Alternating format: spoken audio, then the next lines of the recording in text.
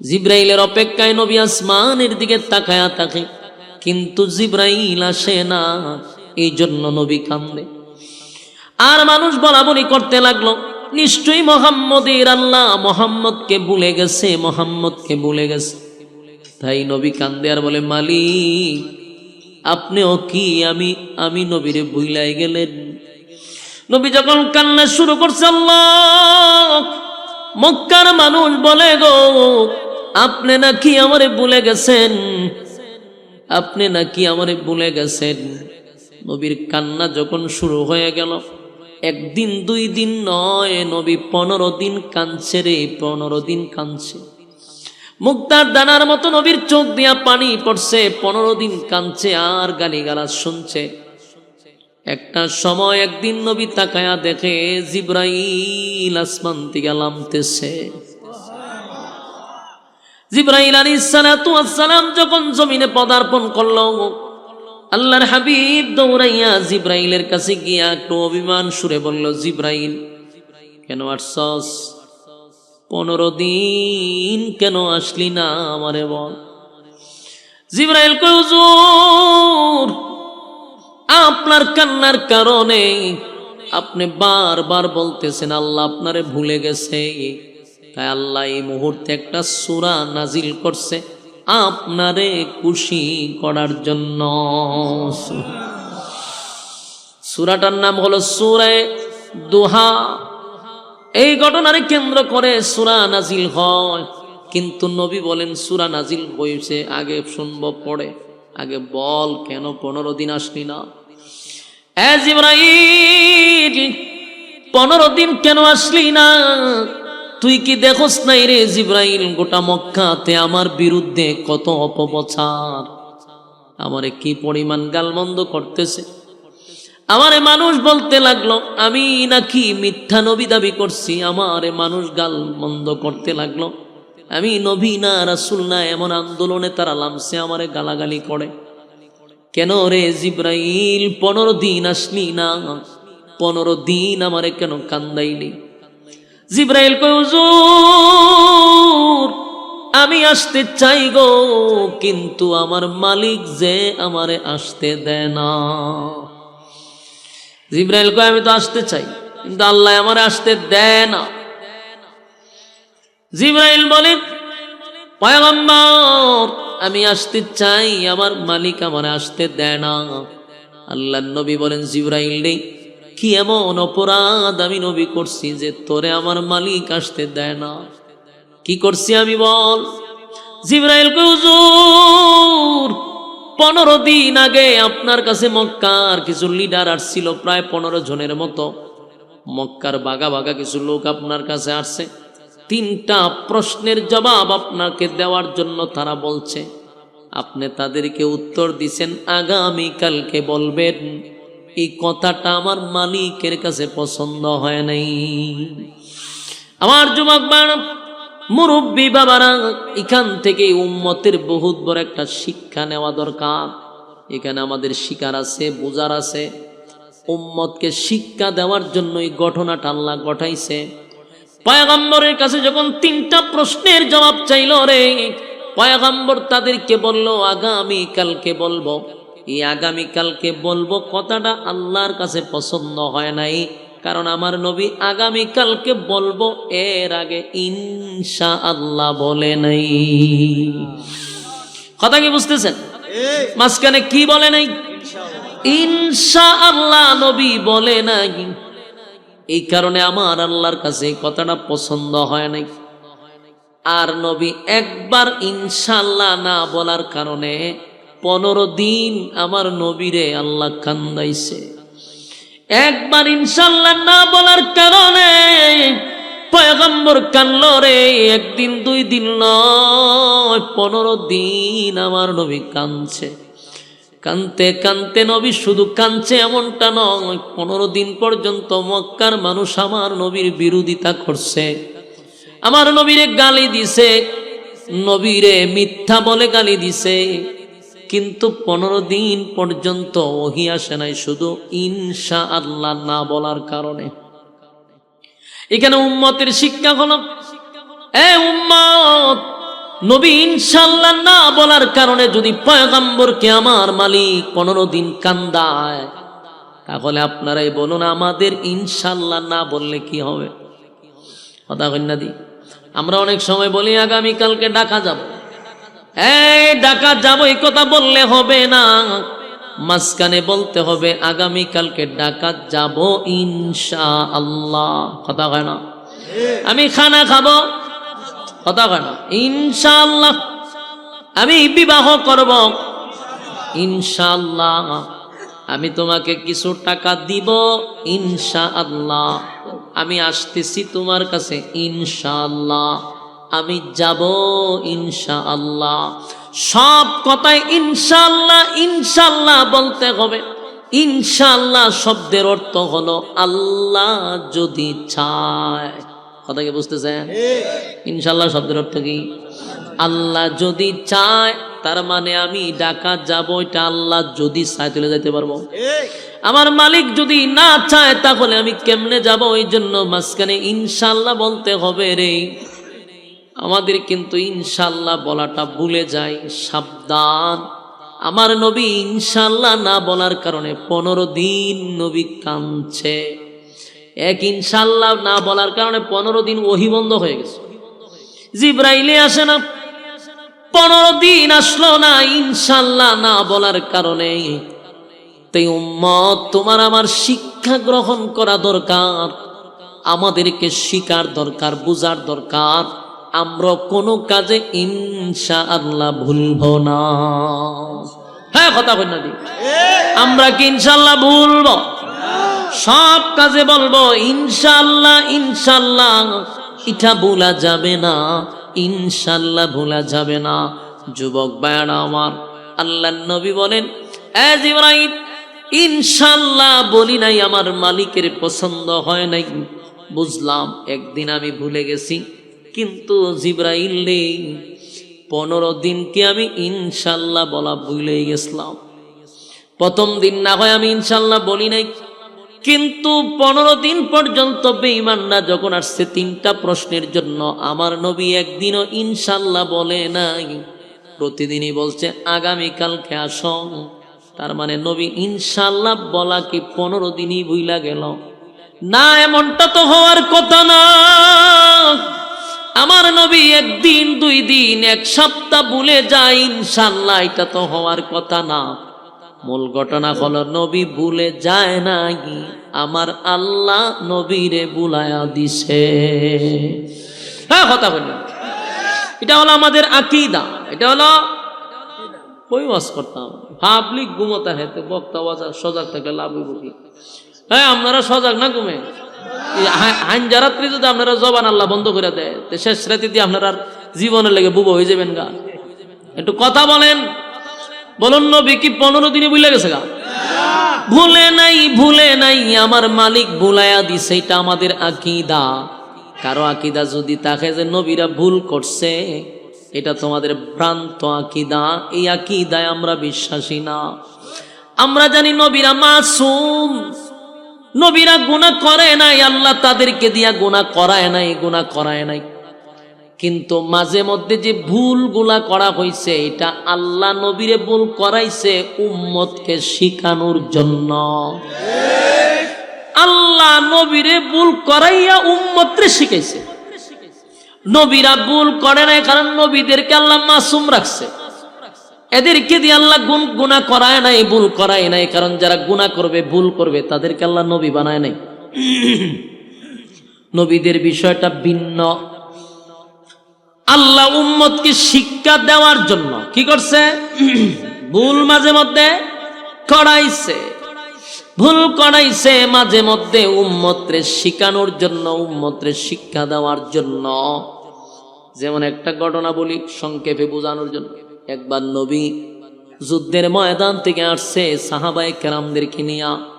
রাস্তার মধ্যে সব সাহাবীরা ক্লান্ত রে, এত ক্লান্ত, এত ক্লান্ত, কারো সাহস নাই নবীরা বলার, হুজুর শরীরটা বড় ক্লান্ত, এখানে একটু বিশ্রাম নিতে চাই। কারো সাহস হয় না। সাথে ছিল হযরত আলী। সবাই ইশারা দেয়, আলী রে, নবীর একটু বলো না, আমাদের শরীরটা বড় ক্লান্ত। আলী আল্লাহর পয়গম্বরকে ডাইরেক্ট না বলে বলে, হুজুর এই জায়গাতে প্রচন্ড ঘাস আছে, ঘোড়াগুলি তো অনেকক্ষণ ধরে ক্লান্ত, ঘোড়ার পেটেও খিদা, এখানে একটু যদি আমরা দাঁড়াই তাহলে ঘোড়াগুলি একটু খাবার খেয়ে নিল। আল্লাহর নবী মুস্কি হাসি দিয়া বলে, আলী বুঝতে পারছি তোমারও শরীরটা ক্লান্ত। আল্লাহর নবী বলেন, ঠিক আছে তাহলে ঘোড়াগুলা বেঁধে দাও, আর তোমরা এই সুযোগে একটু বিশ্রাম নাও। হযরত বেলালকে নবী ডাক দিয়া বললেন, বেলাল রে, তুমি ঘুমাইতে পারবো না, তুমি হলো মুয়াজ্জিন সাহেব, তুমি ঘুমানো যাবে না, আমরা সবাই ঘুমাবো। আর তোমার দায়িত্ব হলো আমাদেরকে আজানের সময় ডেকে দেওয়া। রাত্রের বেলা তো ওই যে ফজরের সময় তোমার দায়িত্ব হলো আমরা ডাইকা দেওয়া, আর আমরা সবাই ঘুমাবো। বিলাল বেশরিস আর সবাই দিছে ঘুম। ঘুমাইছে তো ঘুমাইছে, চোখ মেললা দেখে সকাল 8টা বাজে। হিরে ঘটনা কিরে? হ্যাঁ, আল্লাহর হাবিব পাগলের মতো হয়ে গেছে। এই বেলাল, বেলাল হুকুম তুইটাও কি সমস্যা? আমার দিন হয়ে গেছে, 8টা বাজেছে সকাল। সব সাহাবায়ে কেরাম আশ্চর্য, ঘটনা কি? হিরে বেলাল, তোরা না কইলাম আমরা ডাক দি পারলি, তো তুই দি ঘুমারিলি। বেলাল পড়ছে মুসিবতে, হুজুর আপনার যেই গতি আমারও সেই গতি, আমি কি করতাম? কি সাধারণ কথা? ফজরের নামাজ কাজা, পাগলের মতো হয়েছে আল্লাহ রাসূল পেরেশানি। এখন তাড়াতাড়ি নামাজ পড়ছে, 8টার সময় একটু ফজরের নামাজ পড়ছে। পড়ার পরে রাসূল আশ্চর্য হয়ে গেল, কেউ তো আর রাসূলকে কিছু বলতে পারে না। উমরের তো একটু সাহস বেশি। উমর বলছে, আমার একটু কথা আছে। কি কথা? কয়, আপনি না আল্লাহর নবী? বলে, হ, আপনি আল্লাহর পয়গম্বর। তো নবীর আর তো চোখ ঘুমায়, অন্তর ঘুমায় না। কহ, নবীদের চোখ ঘুমায় কিন্তু অন্তর ঘুমায় না। তো হুজুর আপনার যদি অন্তর না ঘুমায় থাকে, তা আপনি যে 8টা বাজালে এলেন, আপনার অন্তর গেছে খুব। আপনার নবীর আর তো ঘুমাবার কথা না, চোখ ঘুমায় কিন্তু ভিতরে সব সজাগ। তা আপনি যে ঘুমায় গেলেন গা, ঘটনাটা কি? রাসূল কয়, আমার চোখ ঘুমায় অন্তর ঘুমায় না কথা ঠিক, কিন্তু আজকে আমার অন্তর শুদ্ধ ঘুমায় গেছে। সুবহানাল্লাহ। আচ্ছা বুঝলাম, এটাও বুঝলাম, আপনার অন্তর আল্লাহ ঘুম পাড়াই দিছে। তা আমরার বেলাল জানে ঘুমাই গেছে, আপনিও ঘুমাই গেছেন অন্তর শুদ্ধ। জিবরাইল কি ঘুমায় না হুজুর? কোন জিবরাইল তো ঘুমায় না। তো জিবরাইল আপনার ডাক দিল না কেন? কই, এটা তো কথা ঠিক, জিবরাইলে ডাকলো না কেন? নবী জিবরাইলের আশা বই দিছে, হ্যাঁ জিবরাইল কইরে। কিছুক্ষণ পরে জিবরাইল নবীর সামনে হাজির। আল্লাহর নবী কয়, আরে জিবরাইল, আমরা যে এতগুলা সাহাবীর ফজরের নামাজ গেল গাছকা, আমি পয়গম্বর হইয়া আমিও ঘুমাইলাম, সব ঘুমাই গেল গা, তুমি আইয়া ডাক দিলা না? বলে, আল্লাহর রাসূল, আমি কয়েকবার চাইছি আমরা ডাক দিতাম, কিন্তু আল্লাহ আমরা না করছে। সুবহানাল্লাহ।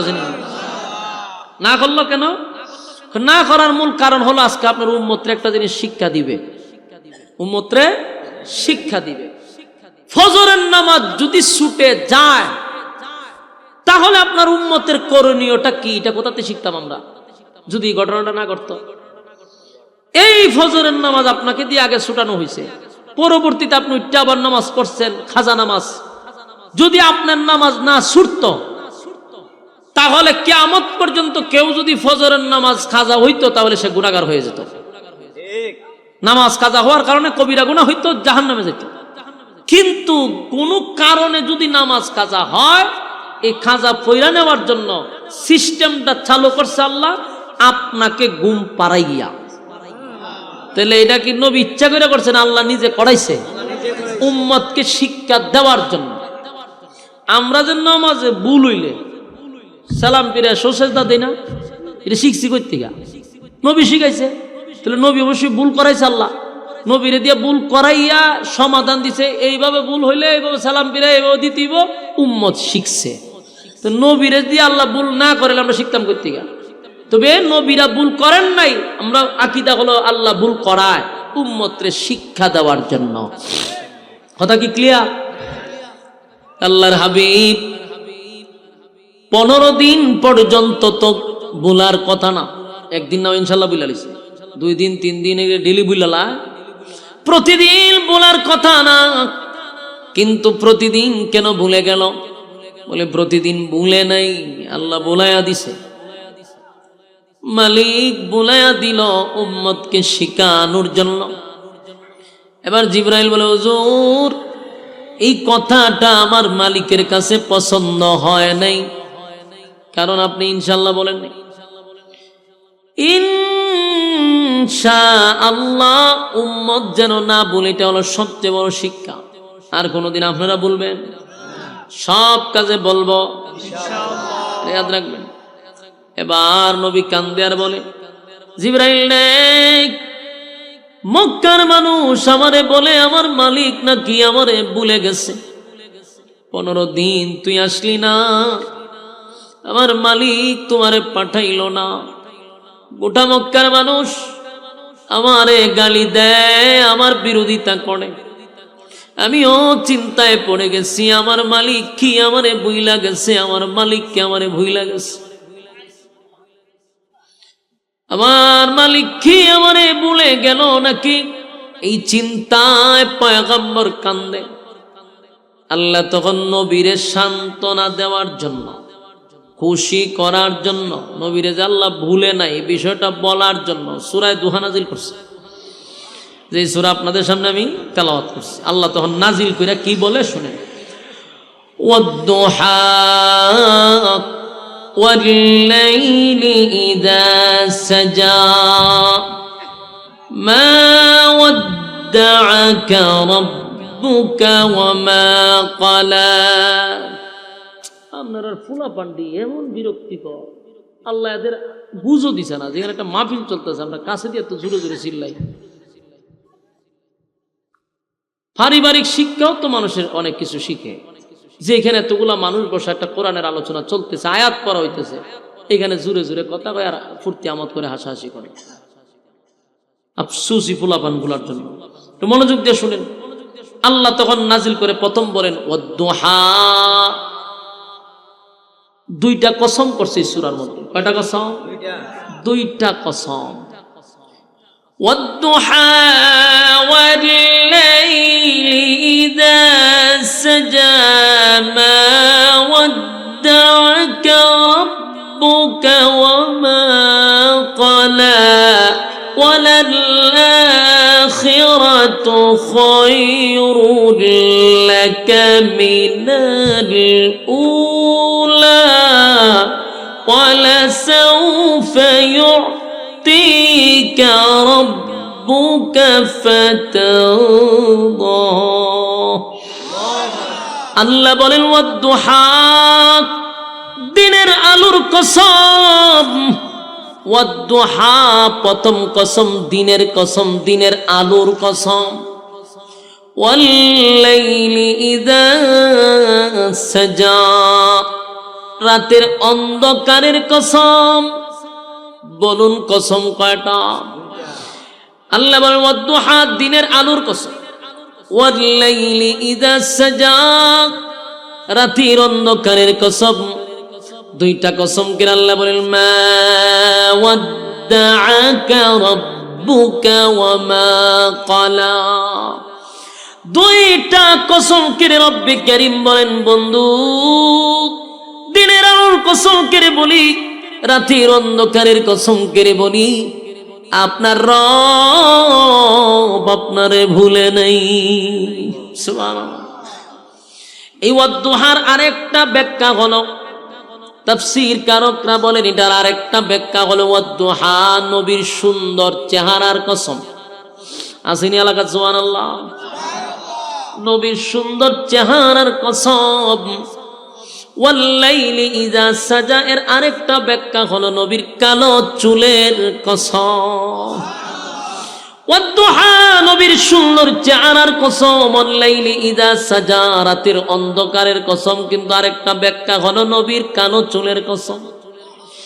মা ওয়াদ্দা'আকা রাব্বুকা ওয়া মা ক্বালা, আপনার রব আপনারে ভুলে নাই, আপনার রব আপনারে ভুলে নাই, ভুলে নাই, ভুলে নাই বলতে পারে না।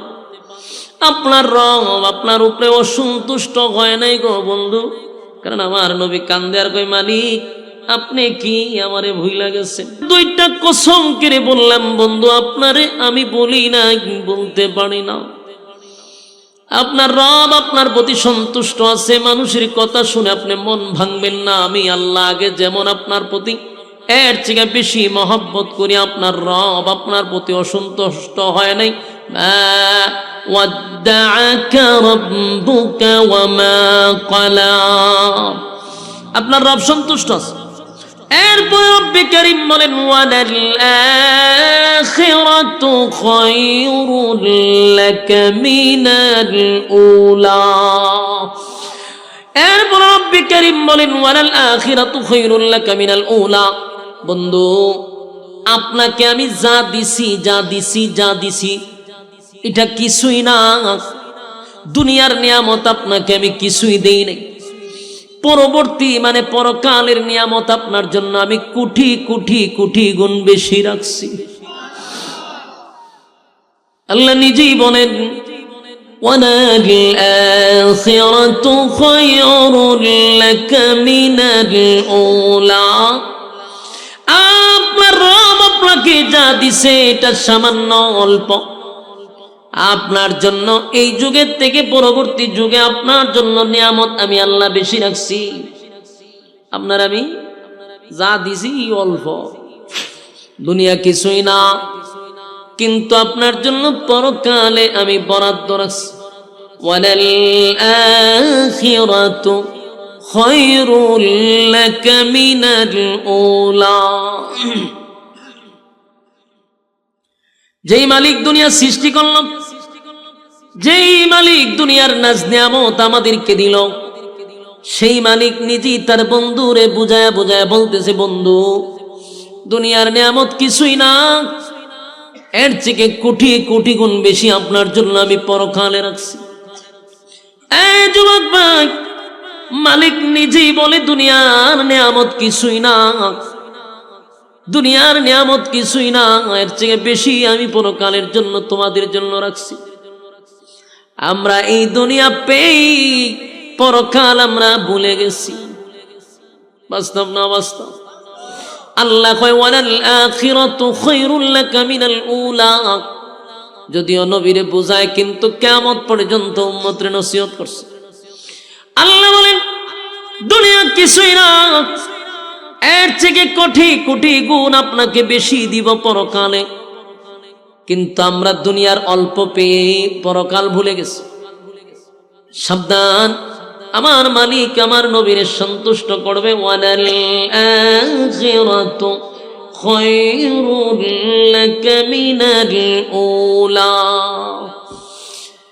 এরপরে রব্বে কারীম বলেন ওয়ালাসাউফা ইউতিকা রাব্বুকা ফাতারদা। এই আয়াতে বলেন ওয়ালাসাউফা ইউতিকা রাব্বুকা ফাতারদা। রব্বে কারীম বলেন বন্ধু খুব শীঘ্রই আমি আপনাকে খুশি করব। এই কথাগুলি আগে বোঝার চেষ্টা করেন। 15 দিন নবী আমার কাঁদল, নবীর চক্ষু দিয়া পানি জড়াইল, আর আল্লাহ 15 দিন পরে সূরা নাজিল করে আমার নবীরে কতগুলা আনন্দ দিতেছে, কতগুলা সান্ত্বনা বন্ধুরে বন্ধু দিতেছে। আবার বন্ধুরে বোঝায়, বন্ধু কান্দেন না, আমি আপনারে দুনিয়ার থেকে বেশি গুণ আপনারে পরকালে দিব। আবার বলে ওয়ালাসাউফা ইউতিকা রাব্বুকা ফাতারদা। বলল অচিরে খুব শীঘ্রই আমি কে আপনাকে খুশি করব। তাফসীর কারকরা বলেন আল্লাহ কেন বললেন ওয়ালাসাউফা ইউতিকা রাব্বুকা ফাতারদা, নবীরে শীঘ্রই খুশি করবে। এর মানে এটা হলো কি? এর মানে এটা দুইটা কারণ হতে পারে। একটা হলো মক্কা বিজয়ের আনন্দ, নবীরে অচিরে খুশি করবে, তার মানে মক্কা বিজয়। আর একটা তাফসীর কারক উল্লেখ করছে নবীরে 7টা আসমান টপকাই আর সাজিমে নিবে, সেই ইঙ্গিত মনে হয় নবীরে দিয়া দিছে। মেরাজের রজনীর ঘটনাকে উল্লেখ করে আল্লাহ ওয়ালাসাউফা ইউতিকা রাব্বুকা ফাতারদা। আল্লাহ বলে অচিরেই আপনাকে খুশি করব। হতে পারে মক্কা বিজয়, হতে পারে মেরাজের রজনী। আল্লাহ রাব্বুল আলামিন নবীরে একের পর এক সান্ত্বনা দেয়, এরপরে আল্লাহ যে কথা বললেন, আলাম ইয়াজিদকা ইয়াতীমান আলাম ইয়াজিদকা ইয়াতীমান ফাআওয়া। আল্লাহ বলেন, তিনি কি আপনাকে এতিম অবস্থায় পান নাই? খুব মনোযোগ দিয়ে শোনেন, নবীর ভিশনের কথা আল্লাহ তুলছে। কেন তুলছে? মনে করেন দুই বন্ধু আপনারা অভিমান করছেন, বন্ধুর প্রতি বন্ধু অভিমান করছেন। আপনার কি মন ওয়াজও আছে? আমার তো লক্ষণ আপনারা দেখতেছি না। ওয়াজ করি দিকে ছায়া রয়েছেন হিদিকে। হ্যাঁ, মনোযোগ। আমি কি গিচ্ছা কইতাছি? বাপ দাদার গিচ্ছা শুরু করছি না আমি? হ্যাঁ, ফিরের গিচ্ছা। তা আপনারা কিতা বুঝলেন? মনোযোগ দেন। ফিরের গিচ্ছা, বাবার গিচ্ছা শুনতে গেলে মনোযোগ লাগে না।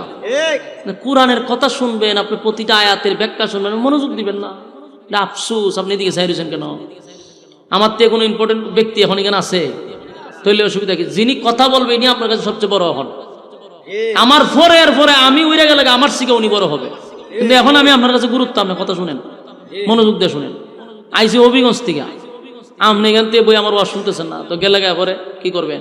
সময় তো শেষ, লস আপনার আর আমার না। মনোযোগ দিলে আপনার লাভ, আমার আছে আর 5 মিনিট। মনোযোগ দেন না কেন?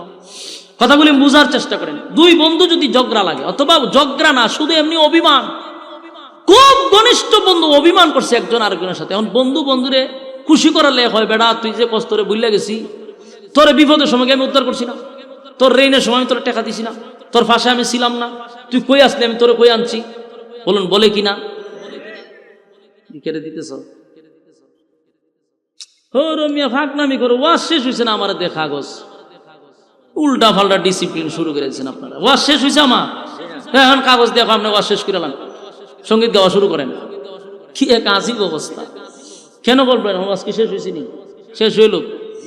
হ্যাঁ, মনোযোগ দেন। বন্ধুর সাথে বন্ধু যদি অভিমান হয়, তখন কি কয়? তখন ওই ফিসনের কথা স্মরণ করায় দে, তুই যে কষ্ট তোরে বুঝলা গেছি। হ্যাঁ বেটা, তোরে বিপদের সময় টাকা দিছি না, হ্যাঁ তোরে আমি উদ্ধার করছি না, তোর জন্য এটা করছি, তোর জন্য এটা করছি। মানে হ্যাঁ বুঝায় যে তোর অতীত আমি কিন্তু উপহার করে যাইছি, তুই কেমনে কষ্টের বুঝলা গেছি।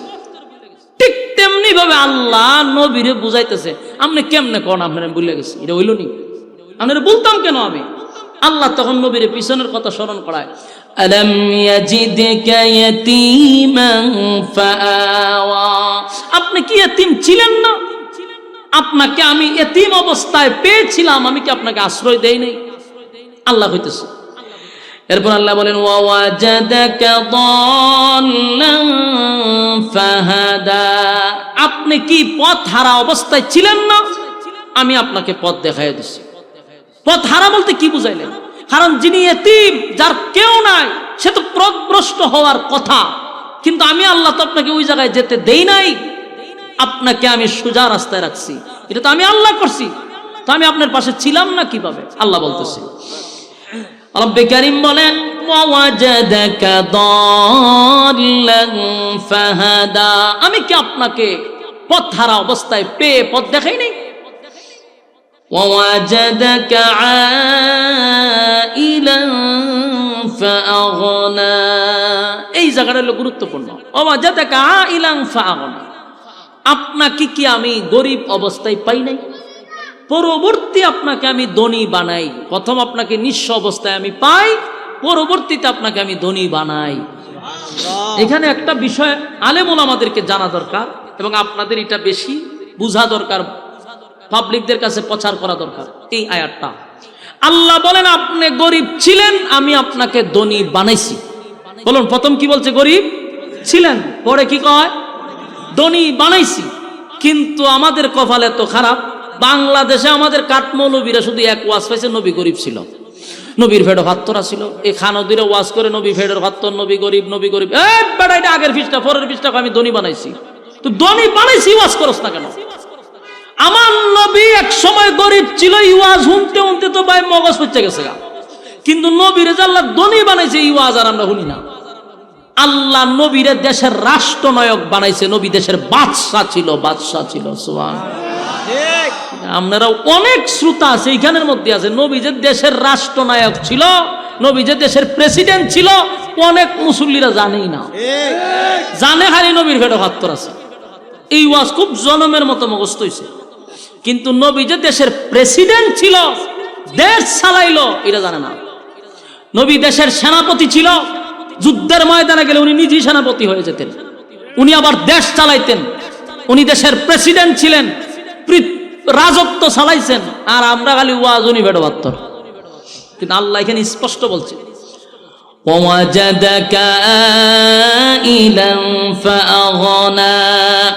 আমি আপনাকে গরিব অবস্থায় পাই, কিন্তু আপনাকে আমি ধনী বানাই। সুবহানাল্লাহ।